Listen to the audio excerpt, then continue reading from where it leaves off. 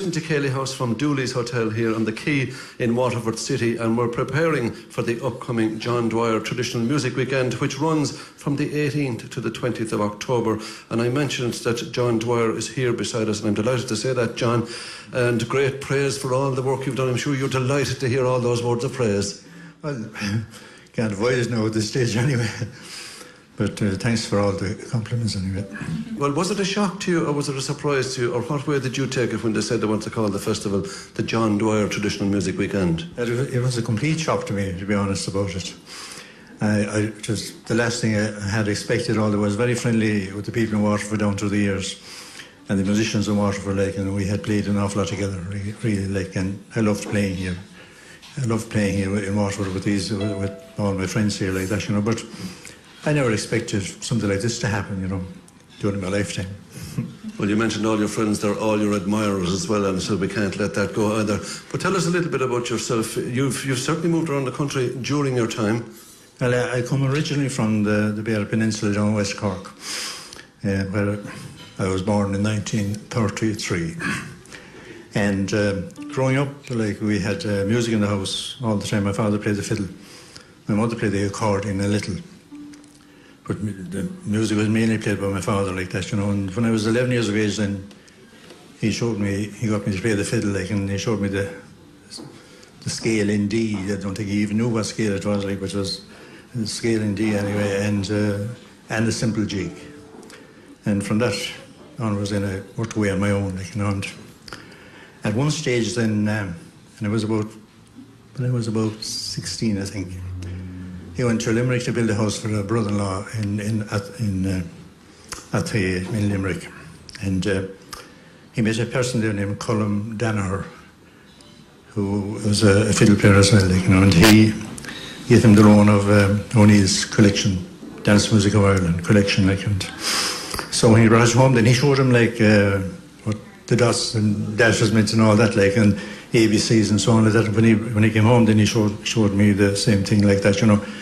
And although he had a very poor knowledge of it, like, you know, and so had I at the start as well, but I walked away from that then, like, and got to know a lot of the tunes in O'Neill's book, like, you know, so that was it. It would have been very unusual then at that time for people to be reading music from the book, so you almost had an advantage there learning new tunes. Yeah, well, anyone that had access to that, to the books, O'Neill's book at the time, like that, like, I suppose they had an advantage, all right, like, and I remember the tunes like The Broken Pledge, you know, and The Girl That Broke My Heart, and some of them lovely tunes, The Gold Ring, the version, you know, O'Neill's, like, and I was fascinated with that stuff, like, you know.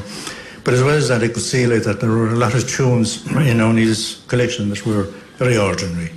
And it struck me at the time, like, that it would be easy to compose better tunes than some of the tunes that were in the book, you know. So that's, I suppose, that's one of the reasons why I started. So you did make a start in composing yourself then. When did you start, roughly what age were you, and what were your inspirations? I was 17 years of age, like, at the time, like, you know. I suppose for the first inspiration, I was very interested in history at the time, like that, and especially there was a local involvement in it, like, especially in the Battle of Kinsale in 1601.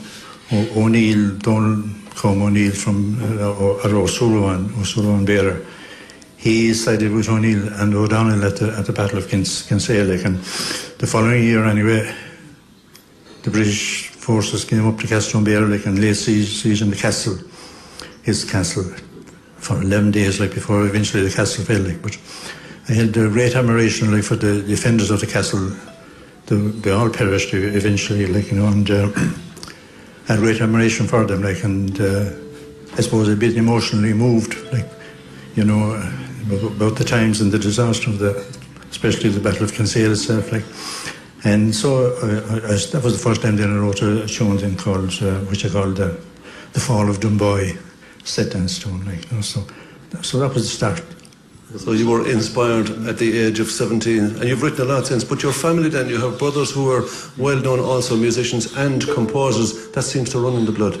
Yeah, Michael and Richard and Finbar, then, when they went to England, like, when they were teenagers as well, like in the late teens, and while they were playing music at home and so on like that. They hadn't started composing tunes.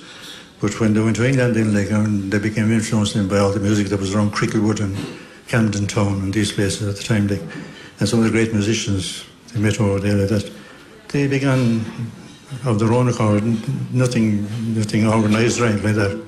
But they began to compose tunes themselves then, so that's how they became involved.